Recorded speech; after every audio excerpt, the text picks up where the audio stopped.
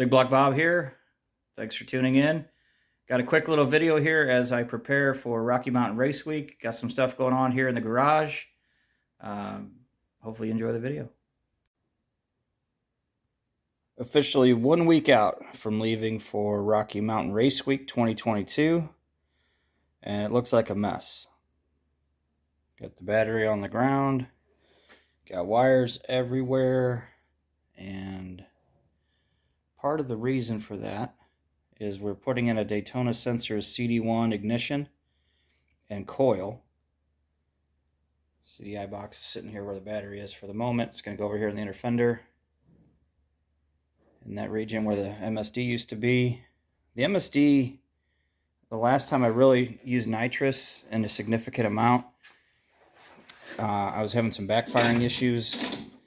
I started double checking the wiring because I got to wire the CD1 to the solenoids or the progressive,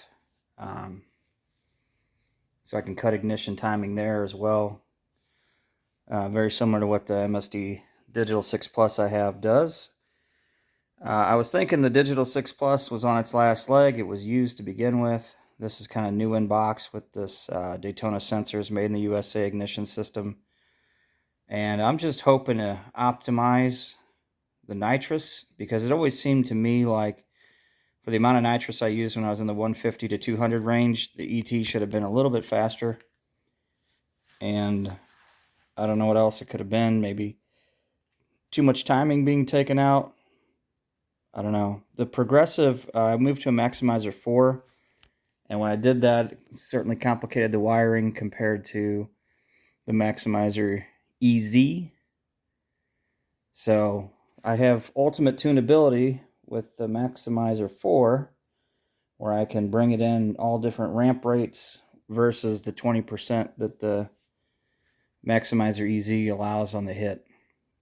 I think I've mentioned that in some other videos. So 1 week to go, wiring craziness. And then if we go over here, this is going to be filmed in the coming days or so. Yep, a gear vendors for a Turbo 400. That's going on there. I've got some video I've shot. I just haven't done anything here with the Willwood deal. I had an old OEM master cylinder, and I'll put that video up as soon as I edit it. But that's the Willwood proportioning valve. That was mostly because I had a kind of a slow leak out of the proportioning valve to the back line, and I'm not sure what that was about. But I also was not getting pedal pressure, and the rod kind of fell out right as I parked it to do some other maintenance. So I went ahead and made that my priority. It was on the to-do list, but it got moved up sooner. It's been done. I've driven it. Brakes work great. If anything, it's almost like they're on, even though my foot's not on the brake, so I need to double check the adjustment of the pin. But that's what's cooking. We're going to put the EFI back on. When I ran sick week, I took all the hoses off so people wouldn't think I was running, well, not that they wouldn't think, but that I had no ability and capability of running nitrous while I was on sick week, because I took all the lines off, disconnected them.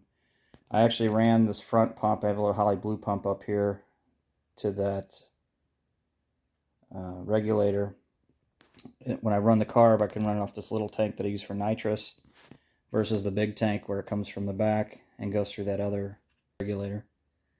That one has a return though, because the pump in the back is the Phantom A340. So when I run the big tank, we have to have a return line. So I'll put the Phytech back on, but I'm going to make sure it runs with the carburetor and the new ignition. Once I know that that works, then it's back to the EFI, because all the elevation changes and stuff, it's just easier. Of course, I will bring the carburetor in case the ECU goes kaput.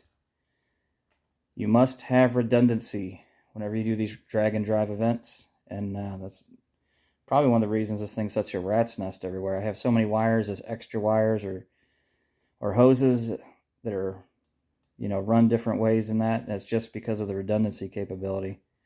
And Someday I'll take this engine out and clean it all up a little bit, I think, once I get a better feel for what I'm doing with my program. There's another engine, actually a couple engines in the works. One of them's going to be kind of a big nitrous motor. Big in the terms of how much nitrous it'll take. And then I have a big engine that'll be my NA engine. I think I'm just going to do like an NA and then a heavy nitrous for the drag and drives. Some drag and drives. I think the ones in the lower elevations, I'll do NA, like sick week, drag week kind of thing. I think once we do the mountains, we need to put the nitrous motor in so we can really make some hay. I think either combination should put me in the 8s. So I should have an optional 8s NA, and then I should have an 8s with nitrous, but that should be 8s like in the mountain, which would really be like super low 8 anywhere else in the world. Anyway, that is what is cooking. Thanks for watching. Big Block Bob is out.